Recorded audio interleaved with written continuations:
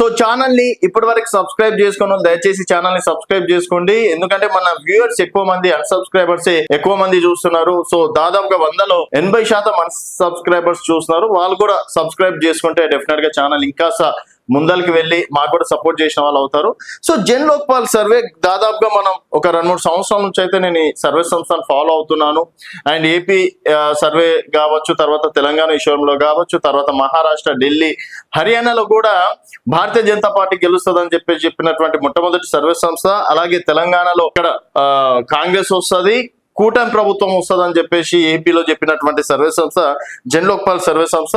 So ఈ సంవత్సరం కాలంలో మరి కూటమి పాలన పైన అలాగే వైసీపీ పాలన పైన కూడా వీరు సర్వే చేశారు. ఈ సంవత్సరం పాలన పైన మరి ఏపీలో జన్ లోక్పాల్ సర్వే సంస్థ ఇప్పటికిప్పుడు ఎన్నికలు నిర్వహిస్తే దేనికి ఎన్ని స్థానాలు వస్తాయనేది చెప్పడం అనేది జరిగింది.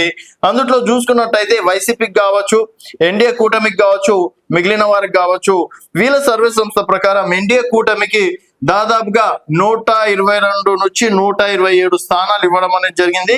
వైసీపీ గత ఎన్నికల్లో కేవలం 11 స్థానాలు గెలిచింది. ఈసారి మాత్రం 48 నుంచి 53 స్థానాల వరకు వైసీపీ బలం పుంజుకునే అవకాశం ఉందని చెప్పేసి అంటున్నారు. కేవలం సంవత్సరంలోనే వైఎస్ఆర్సీపీ ఈ మేరకు బలం పుంజుకుంటుంది. సో ఎన్డీఏ కూటమి సీట్లు అనేది భారీగా తగ్గడం అనేది జరిగింది.